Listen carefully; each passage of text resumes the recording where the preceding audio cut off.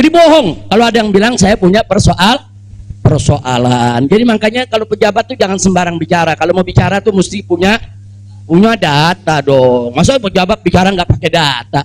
Kalau nggak pakai data, pedagang kopi di warung-warung, ya kan dagang kopi di warung nggak pakai data. Ada kopinya seduh, pakai gula, selesai kasih. Kira-kira jelas gak? Ini kalau pejabat tingkat negara harus punya data ya kawan, nggak sembarangan. Tapi baik. Nah sekarang ini ya Rizik Syihab itu ingin pulang ke Indonesia tapi tidak mau dideportasi. Dia ingin pulang terhormat gitu. Nah silakan aja lah urus begitu. Itu kan urusan dia dengan pemerintah Arab Saudi ya, bukan urusan dia dengan kita gitu. Pak, pelanggaran imigrasinya apa Pak? Overstay. Overstay.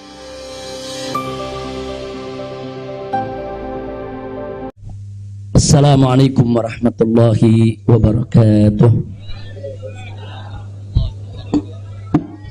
Bismillah walhamdulillah wassalatu wassalamu ala rasulillah wa ala alihi wa sahbihi wa mawalah. Ahiba'il kiram, usikum jami'a wa nafsi bi taqwallah wa bi ta'ati rasulillahi sallallahu alaihi wasallam. Fa nas'alallah subhanahu wa ta'ala ayyahdiyana ila siratihil mustaqim wa yaj'alana minal muttaqin wa yudkhilana jannatahu jannatan na'im, amin ya rabbal alamin. Segala puji kita panjatkan bagi Allah Jalla Jalaluh. Saya bersyukur sekali kepada Allah, sangat berbahagia pada hari ini akhirnya saya sekeluarga bisa kembali pulang ke rumah. Alhamdulillahirabbil alamin. Dan saya juga mengucapkan terima kasih secara khusus kepada pengurus Dewan Pimpinan Luar Negeri Front Pembela Islam Saudi Arabia. Beberapa pengurusnya ikut dengan saya pada hari ini. Mereka ikut mengawal dari Mekah, Jeddah sampai ke tempat ini. Di antara yang ikut ada Ustadz Abdul Hakim selaku sekretaris dari FPI Saudi. Kemudian ada juga Ustadz Son Haji, Ustadz Jazuli, Ustadz Ihsan, kemudian juga ada Habib Abdullah Maulad Dawilah, ditambah lagi Habib Abu Bakar Mugebel. Jumlah semua kami berangkat dari sana ada 18 orang.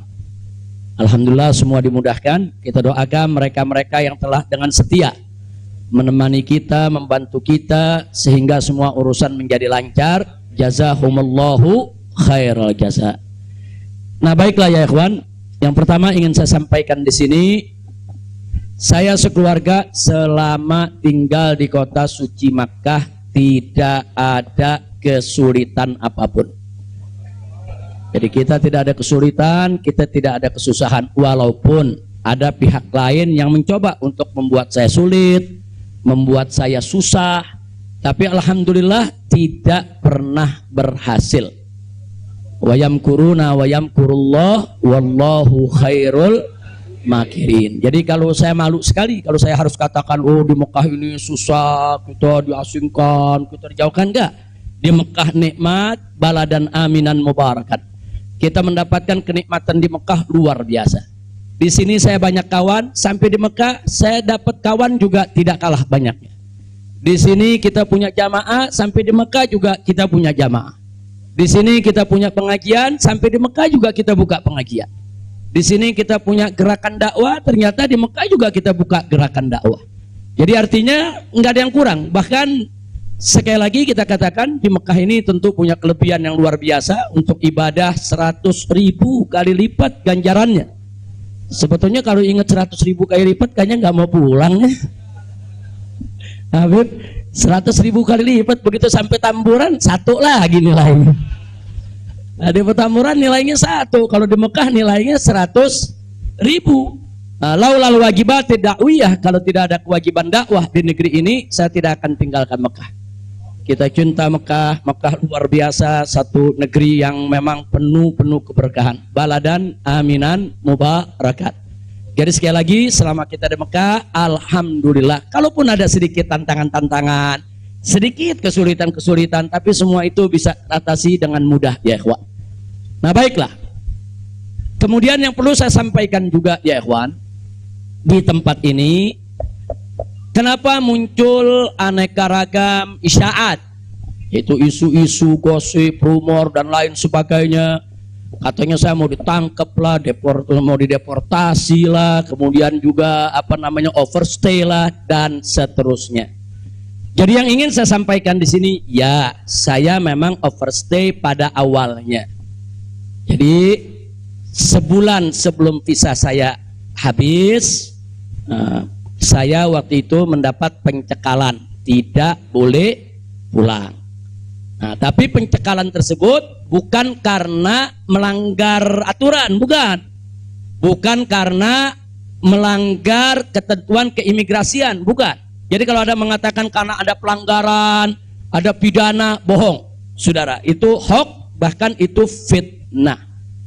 Jadi saya dicekal li asbabin amniyah. Itu ditulis dalam surat cekalnya. Li asbabin amniyah, karena alasan keamanan. Nah, biasanya kalau alasannya melanggar di situ ditulis mukhalafatun nizam atau at-takhalluf anin nizam. Nah, itu namanya melanggar aturan. Enggak ada. Di dokumen saya tidak ada kalimat at-takhalluf anin nizam atau mukhalafatun qanun. Enggak ada. Yang ada adalah li asbabin amniyah, untuk alasan keamanan. Nah, tentunya saya tidak diam, saya terus melakukan lobby dengan pemerintah Saudi, dengan otoritas Saudi. Ini asbabun amniyah yang bagaimana maksudnya, kemudian kenapa saya tidak bisa keluar, dan seterusnya. Ini terjadi pembicaraan yang cukup panjang, ya ikhwan. Tapi memang mereka sendiri mengaku. Jadi saya ini di sana diperiksa oleh Badan Intelijen Saudi, saya diperiksa oleh Dewan Keamanan Saudi, saudara. Nah, belakangan, saudara, kenapa saya diperiksa? Mereka mendapatkan laporan sampah dari negeri ini, ya. Jadi mereka bilang ini zubalah. Nahnu nahsul alal maklumat kadzibah. Kita mendapat informasi yang bohong. Bahkan mereka bilang zubalah itu sampah, ya kawan. Informasi sampah tentang Anda. Jadi katanya saya ini buronan, melarikan diri, ada persoalan hukum yang saya hadapi, saya ini katanya red notice. Kemudian ada lagi yang mengatakan kalau saya ini, saudara, orang politik yang selalu bikin keributan di mana-mana, nanti bahaya untuk keamanan Saudi. Nah, ini laporan-laporan semacam ini, saya tidak mau menuduh siapa yang melapor, si A atau si B atau si C, ya kawan. Tapi ini ada. Dan ini bukan laporan dari orang biasa. Kalau laporan dari orang biasa, saudara, nggak bakal dihiraukan oleh pemerintah Saudi. Ini tingkat negara. Ini bukan tingkat RT, bukan tingkat RW, ini tingkat negara. Negara Saudi mendapatkan laporan. Berarti yang memberikan laporan ini, saudara, ini tingkat tinggi juga. Nah, tapi ala kulli hal semua kita buktikan. Mereka bilang, apa betul? Anda ini punya kasus hukum. Ada 2 kasus hukum, satu di Jakarta, satu di Bandung.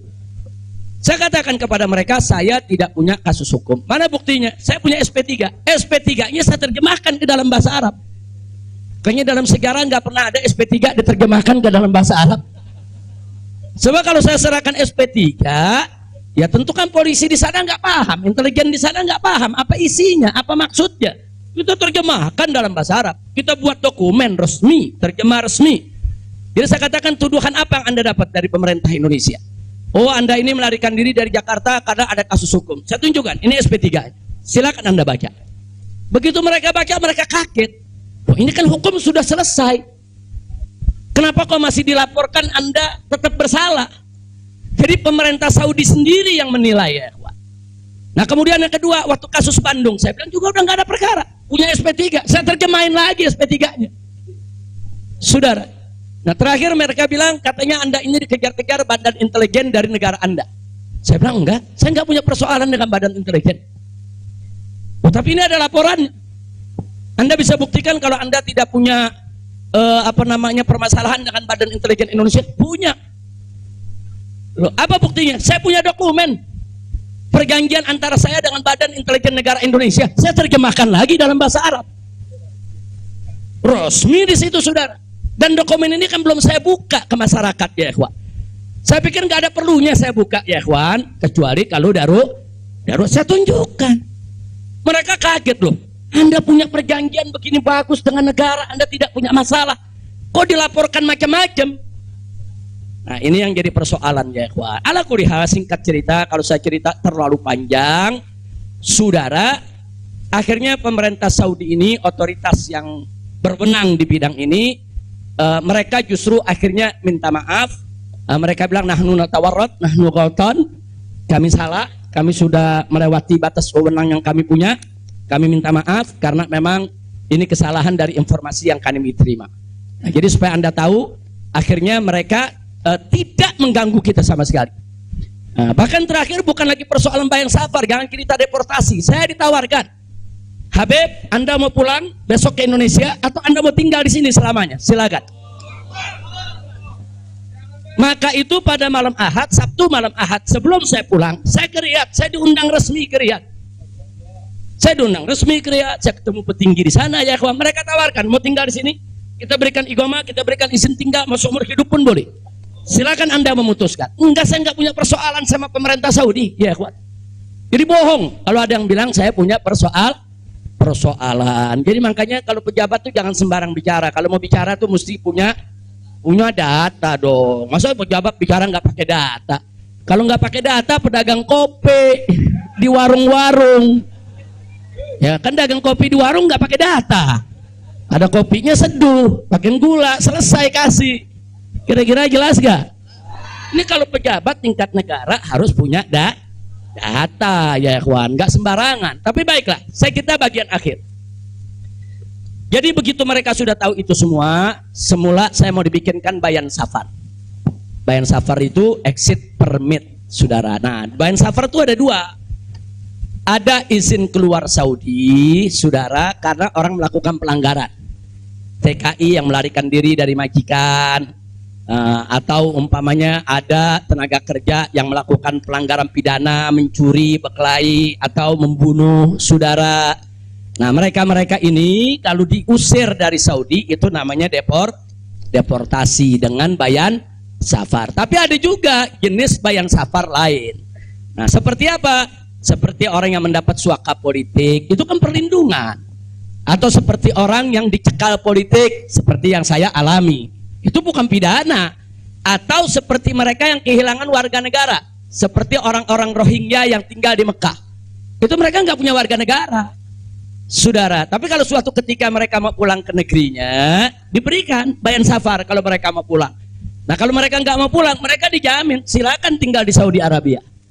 Nah, jadi ini namanya bayan safar. Tapi ternyata terakhir karena mereka menyadari saya tidak bersalah, ini yang menarik ya. Mereka sendiri yang mengatakan, ya Syekh, Anda tidak layak untuk dapat bayan safar. Karena kalau Anda dapat bayan safar, nanti catatan overstay-nya itu nggak hilang. Nah, jadi dalam dokumen keimigrasian kan ada overstay, itu nggak hilang. Nah, walaupun Anda tidak dicegah, tapi catatan itu kan jadi buruk. Anda nggak pantas untuk mendapat catatan buruk karena Anda tidak bersalah. Jadi saya tanya, lalu apa mau diberikan? Jadi dibatalkan itu bayan safar. Lalu apa mau diberikan? Kami perpanjang visa Anda. Jadi selama 2 tahun lebih, 3 tahun setengah itu ya ikhwan, seolah-olah saya punya visa umurnya 3 tahun setengah. Tidak ada overstay ya ikhwan. Nah, cuman pada saat mereka tanya, mau diperpanjangnya sampai kapan ya Syekh? Dia tanya, saya mau sebulan, mau 2 bulan lagi. Saya katakan enggak, saya mau pulang tanggal 9 insya Allah. Jadi cukup bayan safar, bukan bayan safar, tamdidnya cukup sampai tanggal 11 ya ikhwan. Nah, cukup tanggal 11, tanggal 9 insya Allah saya pulang. Nah, jadi ini yang perlu saya sampaikan sekaligus klarifikasi, bohong. Kalau ada mengatakan saya melanggar aturan di sana, saya dicari, saya mau dipenjara, bohong. Nah, dan saya sesalkan kalau kalimat-kalimat semacam itu keluar dari mulut pejabat ya ikhwan. Kira-kira jelas tidak? Paham semua? Baik. Nah,